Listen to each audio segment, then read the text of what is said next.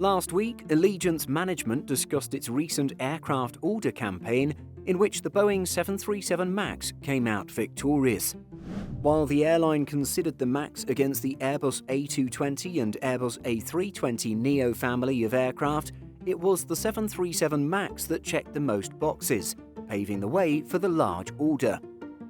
Allegiant had been looking to place an order in recent months, deciding that now was the time to grow. Coming out of crisis, the airline became one of the first to return to its growth plans with its focus on leisure options. The aircraft order was, in the words of Allegiant's management, a question of when, not if. The airline is currently an all-Airbus operator flying 108 A319s and A320ceos.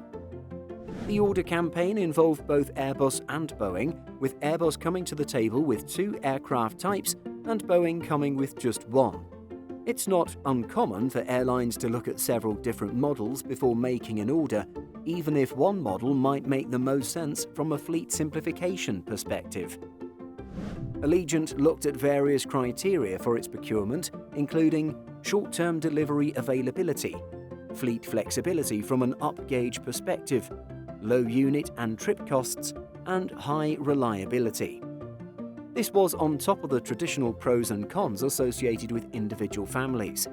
Allegiant evaluated costs and reliability against the existing Airbus A320ceo family fleet. The A320neo appeared on paper to be the best choice. It would let the airline remain committed to a single fleet type while reducing operating costs. However, a drawback was a lack of availability. Airbus did not have delivery slots for Allegiant until the middle and later part of the decade, and the airline was looking to get aircraft sooner rather than later. The A320neo also had the highest acquisition cost, mostly because there are only 2 variants that Airbus is actively offering, the A320neo and A321neo. The airline also seemed uncertain about the A319neo, which has not sold well and has largely been overshadowed by the Airbus A220-300. The A320neo and A321neo come at a higher cost than the A319neo. The A220-300 was also considered by Allegiant.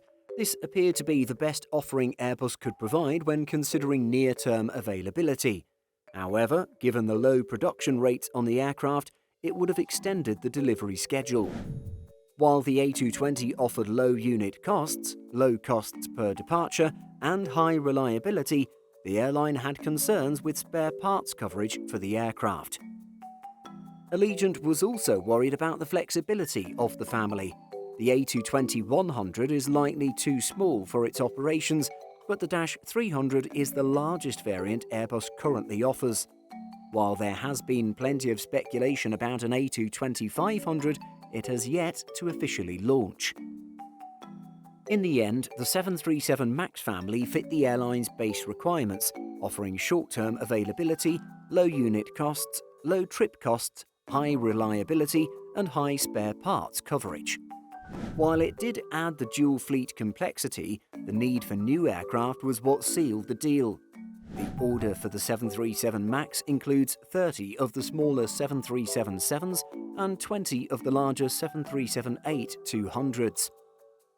When all is said and done, Allegiant sees the MAX coming into its fleet without upending its low-cost model, allowing it to still run low-frequency, low-utilization schedules while growing its earnings.